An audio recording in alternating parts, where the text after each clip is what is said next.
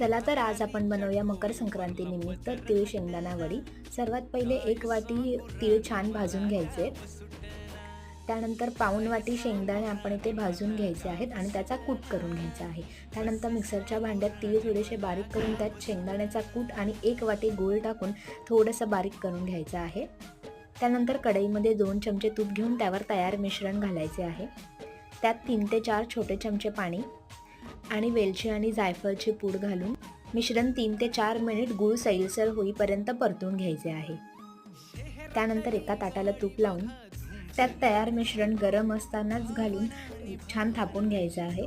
त्यानंतर वरून पांढरे तीळ आणि काजू बदामाचे काप घालून छान वड्या पाडून घ्यायच्या आहेत। तयार आहेत आपल्या तीळ शेंगदाण्याच्या वड्या।